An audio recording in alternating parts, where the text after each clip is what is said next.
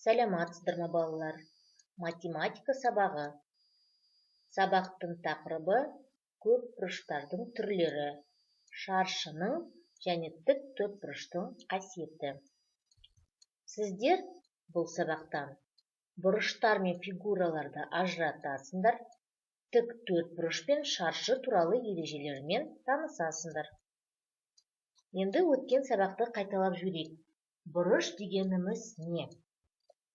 Бұрыш ол фигура, екі сәуледен тұрады.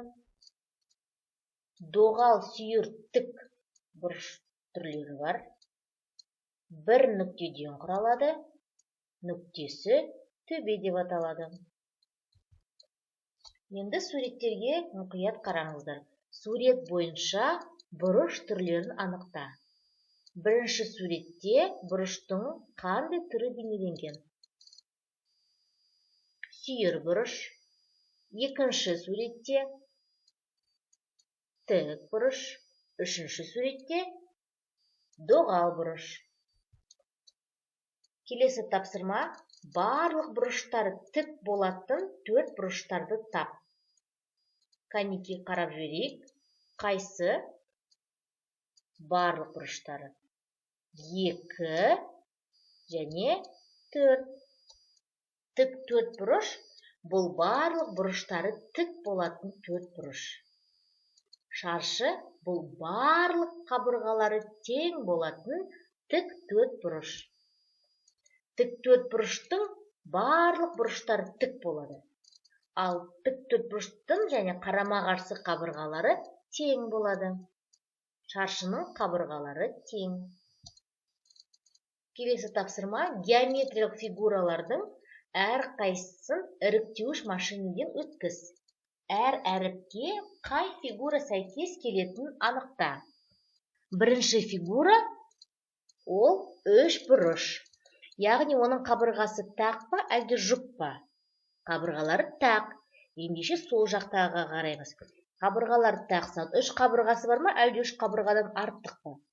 Енді үш бұрыш болғаннан кейін оның үш қабырғасы бар. Тік бұрыштары жоқ, тік бұрышы бар. Бұның тік бұрышы бар. Ендеше Б әрпіне сәйкес келеді екен. Екінші фигураға қарайық. Оның неше қабырғасы бар?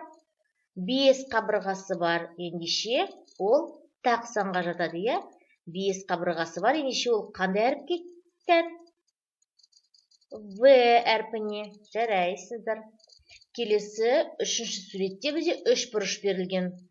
Үш қабырғасы бар. Ендеше қабырғалары тақ санға жатады. Бұл үш бұрыштың тік бұрышы бар ма, әлде жоқ па? Жоқ. Ендеше қандай әріпке сәйкес келеді екен? А әрпіне. Келесі төртінші фигура бізде 4 қабырғасы бар. Жарайсыздар. 4 қабырғасы бар. Оның бұрыштары тік па, жоқ па? Тік емес, я балалар? Жарайсыздар. Ендеше қандай әріпке тән? Ж әрпіне. Келесі бесінші суретте бізде 4 қабырғасы бар. Ендеше қабырғалар жұпсан. 4 тік бұрышы бар. Барлық қабырғасы тең, әлде қарама-қарсы қабырғасы ғана тең екен? Бұл фигураның барлық қабырғасы тең. Бұл бізде шаршы. Қандай әріпке сәйкес келеді? Д әрпіне. Келесі алтыншы фигура бізде неше қабырғадан тұрады екен? Кәне санап көрейікші. 1, 2, 3, 4, 5, 6, 7, 8 қабырғадан тұрады екен. Оған сәйкес келетін бізде И әрпі. Келесі жетінші фигура неше қабырғадан тұрады? 7 қабырғадан тұрады екен. Ендеше ол қабырғалары тақ санға жатады екен, иә? Қай әріпке сәйкес? Г әрпіне сәйкес келеді. Келесі 8-ші фигура бізде қабырғалары жұп па, әлде тақ па? Жұп, себебі оның 6 қабырғасы бар екен.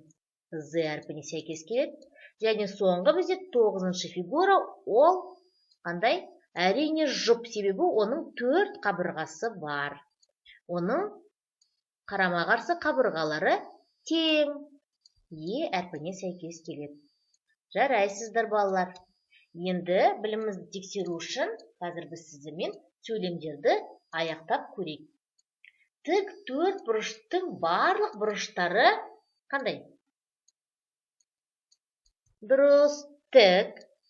Тік төрт бұрыштың қарама-қарсы қабырғалары тең. Шаршының барлық қабырғалары тең. Жарайсыздар. Осымен біздің бүгінгі сабағымыз аяқталды. Қош, сау болыңыздар.